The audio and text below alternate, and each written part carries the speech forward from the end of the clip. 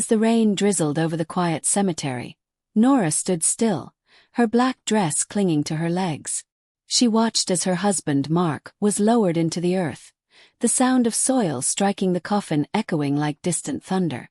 Around her, strangers murmured words of pity, faces she didn't know, offering comfort she couldn't feel. Her family wasn't there. Not her parents, not her sister Rachel, not even her childhood friend Jess. They had all chosen to attend Rachel's engagement party instead. Nora's phone buzzed in her hand, lighting up through the thin veil of rain. A message flashed across the screen. "We need to talk now, Mum." Below it were 22 missed calls. Her heart tightened. It was almost cruel, how grief and betrayal could sit side by side. She slipped the phone into her purse and whispered softly, "Goodbye, Mark." Her voice broke as the final shovel of dirt fell, sealing not just the grave, but the chapter of her life that had once been filled with love. They had met in college, back when life felt wide open and filled with color. Mark had accidentally knocked over her pile of psychology books in the campus library. "I'm so sorry," he'd said, kneeling to help. "Guess I owe you a coffee for that." She had laughed, brushing her hair from her eyes. "Only if it's the good kind," she replied. That coffee led to dinner, then laughter, then 5 years of marriage that felt like a miracle to her, and a mistake to everyone else. Her parents never approved. Her mother, Evelyn, always sneered, "You could do better, Nora. He's from a working-class family." Her father would add, "No connections, no wealth. What future can that bring?" But Nora saw what they couldn't. Mark was kind, brilliant, and determined. He worked part-time while studying engineering, still graduating with honors. On weekends, he volunteered at the animal shelter. "You deserve someone like him," Jess had once said. Back then, Nora believed she did. Their wedding was small but filled with joy. They paid for everything themselves, refusing her parents' money because it always came with control. The tension at the reception was thick enough to cut. Rachel spent most of the night scrolling through her phone, whispering about the cheap decorations. Jess floated between both sides, smiling awkwardly. Nora pretended not to notice the judgment in her parents' eyes. "We made it," Mark whispered, holding her close on the dance floor. "No matter what they think, you're mine forever." Life with Mark was simple but happy. They bought a modest apartment filled with warmth instead of luxury. Nora worked as a marketing assistant, and Mark landed a job as a project engineer at a renewable energy firm. They spent weekends exploring parks, trying new recipes, and dreaming about the future. 2 kids, 1 dog, and a little garden, Mark would say. Nora would laugh, resting her head on his shoulder. "And maybe a porch swing," she'd add. It wasn't grand, but it was theirs. Her family, however, never let her forget what they thought she'd given up. At family dinners, her mother would glance around their small apartment and say, "Cozy, I suppose." Her father would ask, "Still no promotion yet?" Rachel, perfectly dressed and smug, would roll her eyes. "Maybe you two just aren't trying hard enough." Nora learned to smile through it, squeezing Mark's hand under the table. His quiet strength was worth more than their approval, though it hurt that they couldn't see his goodness. Jess had been her friend since childhood, her secret keeper, her voice of reason. But over the years, Nora noticed her slipping closer to Rachel. She started echoing Rachel's opinions, defending her when Nora complained about their family's treatment. "They just have high standards," Jess would say lightly. "Don't take it personally." Nora swallowed her pain and changed the subject. Deep down, she knew something was shifting. The girl who once had her back was slowly turning into another silent witness. Then, 6 months before everything fell apart, Mark collapsed during a morning jog. The diagnosis came like a lightning bolt: stage 4 brain cancer. The doctor's voice was gentle but final. "You should prepare yourselves," she said. Nora's world spun. "There must be something else, some treatment, anything," she begged. But every specialist said the same thing. When she told her mother, Evelyn sighed. "Oh dear, that's awful. But don't lose hope. By the way, Rachel might be getting engaged soon." The call ended, leaving Nora speechless. Jess cried when she heard the news, promising to be there through everything. At first, she visited often, bringing flowers and snacks, helping with errands. But as Mark's condition worsened, her visits grew fewer. "Work's crazy," she'd text. "I'll come by this weekend." Then nothing. Meanwhile, Nora watched the love of her life shrink before her eyes. His hair fell out, his laughter faded, but his heart never wavered. "You're my whole world," he whispered one night. "Don't forget that, no matter what happens." Nora took a leave from work to care for him full-time. She learned how to manage his medications, clean the tubes, and feed him on the rare days he could eat. Her days blurred into hospital corridors and sleepless nights, the smell of disinfectant clinging to her clothes. "You should rest," Mark would whisper weakly, his hand trembling in hers. "Not until you're better," she'd reply, forcing a smile. In truth, she was breaking, body, mind, and soul, while trying to hold them both together. Her family stayed distant, offering only polite texts. Rachel never visited. Her parents came once, stood awkwardly for 30 minutes, and left as if they had fulfilled an obligation. Jess showed up twice, uncomfortable and silent, avoiding Mark's fragile frame. "People show up differently in crisis," Mark said one night, noticing Nora's tears. "Some just can't handle pain." She knew he was right, but it didn't stop the ache. How could the people who raised her turn away from her darkest hour? When Rachel announced her engagement to a wealthy lawyer named Brian, her mother's excitement overflowed. "We're planning the most beautiful party," she gushed over the phone. "Rachel wants you to be a bridesmaid." Nora hesitated.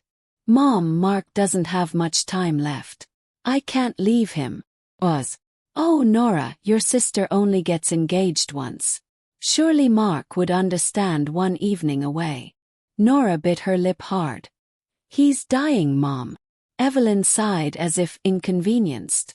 "Well, we'll miss you then." The engagement party date landed the same weekend. The doctor warned her to prepare for the end. Nora sat by Mark's bed that night, holding his hand, memorizing every detail of his face. His breathing grew shallower, his skin pale against the white sheets. When the nurse adjusted his morphine drip, Nora whispered, "You can rest now, love." He opened his eyes faintly. "Promise me you'll live after this," he murmured. She nodded, though she didn't know how she possibly could. Mark passed away quietly at 3:27 a.m. His last words barely a breath. "Thank you for loving me." Nora stayed beside him until dawn, her tears soaking the hospital blanket. His parents held her as the nurses took his body away. By morning, her world had fallen silent. When she checked her phone, there were no messages from her family. They were probably still celebrating. She sent one short text, "Mark is gone." The only reply came from her father. 3 words. "Sorry for your loss." The funeral preparations were a blur. Nora chose a blue suit for Mark, the one he wore on their wedding day, and a simple wooden casket. His parents helped with arrangements, their presence a quiet anchor in her chaos. "He'd be proud of you," his mother said softly. Nora nodded, but inside she was hollow. She sent out funeral details to everyone, including her family and Jess. The responses trickled in. "We'll try our best to come." Busy week. Exhausted from the party.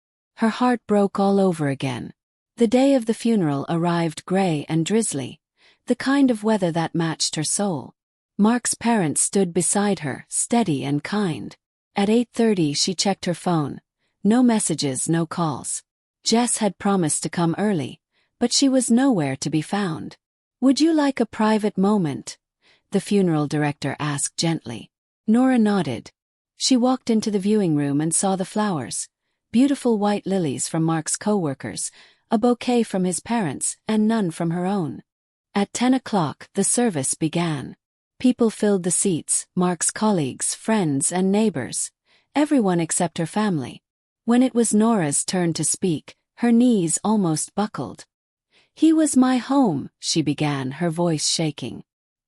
He made ordinary days feel special just by being there. As she spoke, her phone buzzed. Out of habit, she glanced down. A notification glowed on the screen. Rachel's new post. Laughter. Campaign. Engagement weekend, day 2, the caption read. Nora's hands trembled, but she kept reading. The photos showed her parents smiling beside Rachel and Brian, glasses raised in a toast. Jess stood behind them, laughing, perfectly dressed. The timestamp made Nora's stomach twist. They had extended the party another day, right through the funeral. While she was choosing the urn for her husband, they were clinking glasses in celebration. Her throat burned. The people who should have been her support system had become strangers. "Rest now, my love," she whispered to the casket. "They can't hurt me anymore." As the procession reached the cemetery, rain began to fall again. Nora stood at the edge of the grave as the casket was lowered, her umbrella forgotten. Mark's parents stepped back, giving her space. "I love you more than yesterday, less than tomorrow," she whispered, her tears blending with the rain. Then her phone buzzed once more. "Mom, we need to talk now." Below it, 22 missed calls. Without hesitation, Nora powered it off. This moment belonged to Mark, not to them. When Nora returned home, the silence was deafening. The air still smelled faintly of Mark's cologne. His shoes lined neatly by the door as if he might walk in any moment. She drifted through the apartment, touching his books, his jacket, his pillow. Her phone vibrated again. Dozens of messages flooding in. She opened her mother's first. "We're so sorry we couldn't make it. Rachel wasn't feeling well after the party. Please call us." Nora's eyes filled with tears of disbelief. "Even now, excuses." Her father's message followed, short and detached. "We'll be thinking of you today." Then one from Rachel. "Sorry about Mark. Busy weekend." And finally Jess. "I overslept after the party. Please don't hate me. I'm coming over later." Nora dropped the phone onto the couch. "Coming over later," she whispered bitterly. "He waited for all of you, and none of you came." She made herself a cup of tea she couldn't taste and sat in the dim light, wondering how love could turn so cold. That evening, an email arrived from one of Mark's co-workers, Timothy. The subject read, "You should see this." Her hands trembled as she clicked it open. Attached was a short video. The clip showed her family at the Grand Hotel terrace, laughing under golden lights, glasses raised high. "To family who shows up for the important things." Rachel's voice echoed through the speakers. Laughter followed, her parents, Jess, and the rest of the guests smiling. Nora's heart pounded. She hit play again, unable to breathe. Rachel was on her feet, champagne in hand. "My sister always has some crisis happening," she joked. First marrying that nobody engineer, now turning his illness into a whole drama during my engagement. The crowd laughed. Her mother leaned in with a smirk.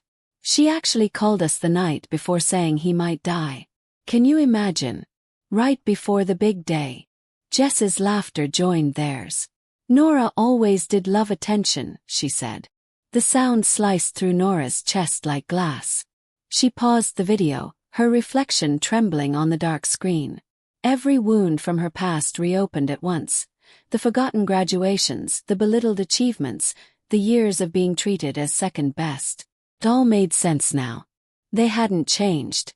She had just refused to see it. Mark had seen it clearly from the start. "They don't deserve your kindness," he'd told her once. But she had defended them, clinging to the hope that family meant something. Now she knew better. The next morning, another message came from her mother. "We need you to come over tomorrow to sign some documents about the family trust." Nora stared at it, her anger curdling into numbness. They wanted her signature, the day after her husband's burial. She called Susan, a co-worker who had become a friend during Mark's illness. "Do you know anything about family trusts?" Nora asked, voice shaking. "My parents want me to sign something." Susan frowned. "My husband's an attorney. Forward it to me." "Don't sign anything." An hour later, Susan called back. "Nora, they're trying to cut you out," she said carefully. This amendment removes your share entirely and gives everything to Rachel. They need your signature because the original was split equally. Nora's stomach twisted. They want me to sign away my inheritance, the day after the funeral? Don't meet them alone, Susan warned. And don't sign a thing. As they hung up, the doorbell rang. Through the peephole, Nora saw Jess holding a bouquet and a bottle of wine. For a long moment, Nora just stared through the peephole. Then she opened the door but didn't step aside. Jess's mascara was smudged, her eyes red. Please, Nora, just let me explain, she begged. Explain what? Nora asked quietly. That you laughed about my dying husband. That you missed his funeral because you overslept after a party. Jess froze. You saw the video. I did. Jess stammered. I didn't mean it. I was just trying to fit in. Rachel gets so mean when you don't agree with her. Nora's voice sharpened. You betrayed me to please her. You mocked my grief. Jess's lip quivered. You've always been so dramatic, Nora. You make everything about you. Nora's eyes filled, but her voice was steady. My husband died, Jess. That's not drama, it's reality. Jess took a step closer, desperate. I came here because your family's worried about you. They're not my family anymore, Nora whispered, closing the door. The final click of the lock sounded like the end of 20 years of friendship. The next morning her parents arrived anyway, Rachel too. Nora watched them approach through the security camera feed. She called Susan's husband first. Thank you for reviewing the papers, she said softly. I'm ready for them now. At exactly 11 the bell rang. Nora opened the door, her face calm. Finally, Evelyn said, brushing past her. We need to talk. Rachel rolled her eyes. Let's just get this over with. Nora folded her arms. Perfect. Let's talk about the family you buried along with my husband. Evelyn sighed loudly, pretending concern. You're isolating yourself, Nora. That's not healthy. We want you to come stay with us for a while. Her father set his briefcase on the table. Just some paperwork to finalize. It's nothing complicated. Nora's lips curved into a bitter smile. You mean the papers that remove me from the family trust? Silence filled the room. How did you? Her father began. Because unlike you, Nora interrupted, I don't make life-changing decisions without reading the fine print. Her mother's face stiffened. You had no right to show private family documents to outsiders. Like you had no right to skip my husband's funeral for a weekend of champagne. Nora shot back. Rachel groaned. Are we still talking about that? It was one party. Nora turned to her slowly. And Mark's funeral was just one day. But it was the day I needed you most. Rachel crossed her arms. People die every day. I'll only get engaged once. Maybe twice, Nora said softly. With your kind of heart. Rachel's cheeks flushed crimson. You've always been jealous, she hissed. I saw the video, Nora replied. The room froze. What video? Evelyn demanded. Nora opened her phone, pressing play. Their laughter filled the air. The mocking toast, the cruel jokes, Jess's voice echoing. Nora always wants attention. When it ended, Nora looked each of them in the eye. That's who you really are. The world saw it too. You buried your decency with my husband. Her father stammered. It was taken out of context. There is no good context, she replied. Nora walked to her desk and opened her laptop. I've kept records, she said quietly. All the birthdays, the graduations, the times you showed up for Rachel but not for me. 28 years of proof. Evelyn scoffed. You're acting childish. Nora met her gaze. No. I'm finally acting sane. Her father tried to soften his tone. We love you, Nora. That's why we're here. She shook her head slowly. You're here for money. Not love. Rachel rolled her eyes. Can you just sign? You've got Mark's insurance. You don't need this. That sentence cut deeper than any knife. Even Evelyn looked startled. Nora's voice trembled but didn't break. Get out, she said quietly. All of you. Her mother frowned. Don't be unreasonable. I've been reasonable my entire life, Nora shouted, her voice echoing through the house. I've endured your favoritism, your cruelty, your silence. But this is where it ends. She walked to the door and held it open. You are no longer my family. You are strangers who share my blood and nothing else. Her father's face paled. You can't mean that. Family doesn't abandon you when you're grieving, Nora said firmly. Family doesn't mock the dead. Jessica, who had been standing near the door, began to cry. Nora, please. I know I failed you, but 20 years of friendship must count for something. It counted for nothing when you chose them over me, Nora replied. I begged you for one moment of loyalty, and you laughed. Jess stepped forward. I'll do anything to fix this. You can't, Nora whispered. Leave. One by one they walked out. Evelyn paused, clutching Nora's arm. You'll regret this, she hissed. You'll need us when your grief passes. Nora gently removed her hand. No, I won't. Goodbye, Elizabeth. The use of her first name landed like a slap. Evelyn blinked, stunned, then straightened her shoulders and stormed away. The door closed behind them, sealing the end of a lifetime of manipulation. For the first time, Nora felt the strange, heavy calm that comes with final truth. That evening, Nora called Susan and thanked her for everything. She scheduled an appointment with a therapist who specialized in grief and family trauma. You did the hardest thing, Susan told her gently. You chose yourself. Nora nodded through tears. Mark used to tell me that, too.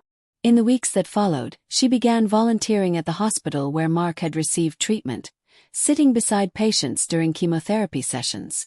It was painful at first, but it slowly became a kind of healing. Months passed. Nora sold the apartment and moved to a smaller place near the park. She joined a support group where she met people who understood loss without judgment. One evening, she discovered a letter hidden in Mark's old jacket. My dearest Nora, it began, if you're reading this, I'm gone. But I want you to live, not just survive. You've spent your whole life proving your worth. Now it's time to see it yourself. She cried for hours, clutching the letter like a lifeline. 2 years later, Nora stood at Mark's grave, the breeze soft against her face. I'm doing it, love, she whispered. I'm building the life you wanted for me. Around her were the people who had become her real family. Friends from her group, Mark's parents and Susan. As they laughed and shared memories, Nora smiled through tears. She finally understood. Family isn't who shares your blood. It's who stands beside you when the world disappears. And in that moment she knew she was no longer alone.